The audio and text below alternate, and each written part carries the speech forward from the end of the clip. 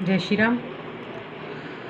देवी वंदना के तृतीय दिवस माँ चंद्रघंटा की पूजा और अर्चना में संपूर्ण भारत संलग्न है। कैसी रही होगी वो परम शक्तियाँ, कैसी रही होगी वो प्रखर शक्तियाँ, जिनके पूजन और अर्चन की परंपरा चिरकाल से भारत की संस्कृति में समाहित है। ऐसी देवी शक्तियाँ जिनकी शक्ति साधना, संयम और धैर्य की आवश्यकता के साथ जिन्होंने संकल्पों को साक्षात रूप देने की परिकल्पना की होगी। स्त्री का सहज रूप शीलवान है, शील प्रधान है और इसलिए शीलता ही उसकी महानता का पर्याय है। एक समय की बात है, अरस्तु की एक कन्या का नाम था पीथिया। अरस्तु के शिष्य सिकंदर की रानियां एक समय गुरुगृह को गई। आतिथ्य के उपरांत उन्होंने पीथिया से पूछा कि देवी ये बताएं कि अपने सौंदर्य को निरंतर बरकरार रखने के लिए हमें कौन सा उपटन लगाना चाहिए। पीथिया ने केवल एक ही शब्द कहा, लज्जा। उसे बनाए रखें और सबसे बड़ा सौंदर्य वही है और कुछ करने की आवश्यकता नहीं है। सौंदर्यवान ही, शीलवान ही सौंदर्यवान है। और फिर भारतवर्ष में तो शील, श्रद्धा, संयम को सौंदर्य का पर्याय माना गया है। जहाँ अपने शील की रक्षा करने के लिए महारानी पद्मिनी धधकती हुई अग्नि में अपने आप को अर्पित कर देती है। झांसी की रानी अंतिम समय में उनकी देह को कोई अन्य पुरुष न छू पाए, इसलिए अपने आप को शरीर से समाप्त कर देती है। संयम की रक्षा के लिए, शील की रक्षा के लिए स्त्रियों ने कई बलिदान किए हैं।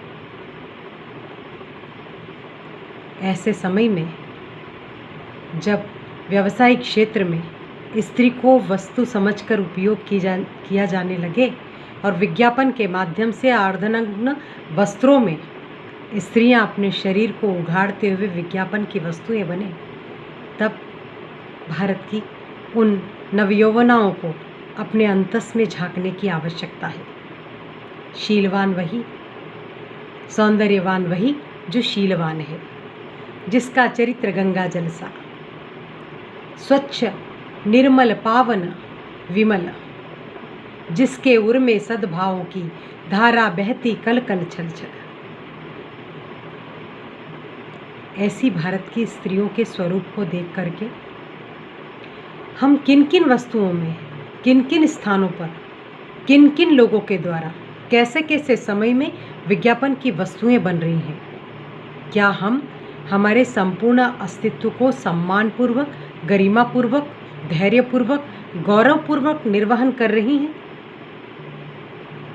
भारत की स्त्रियां तो खेतों और खलियानों में बल, हल और बैल के साथ में अपने पति से कंधा मिलाकर खेत और खलियानों में अन्न उगाने की परिपाटी में भी परिपक्व है। क्या भारत की विभिन्न क्षेत्रों की स्त्रियां, चाहे वो इतिहास में रही हो या वर्तमान में रही हो, क्या उनके जीवन का ध्येय केवल और केवल वस्तु बन जाना है? कदाचित नहीं। आज के परिप्रेक्ष्य में स्त्री को अपने संपूर्ण शील को बचाने की परम आवश्यकता है। ऐसे समय में जब नन्ही नन्ही बालिकाओं के साथ दुष्चारित्र लोग उनके चीर हरण का संपूर्ण प्रयत्न करते हैं, ऐसे समय में भारत की परम शक्ति मातृशक्तियों को अपने अंतस में झांकने की आवश्यकता है।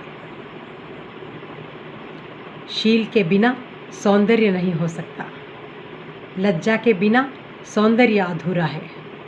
इसलिए भारत की सत्ता, भारत की शक्ति, भारत की शक्ति स्वरूपा माताएं अपने अंदर झांके, अपनी बेटियों को, अपनी बहनों को, अपनी बच्चियों को शीलवान, लज्जावान और सौंदर्यवान बनाएं।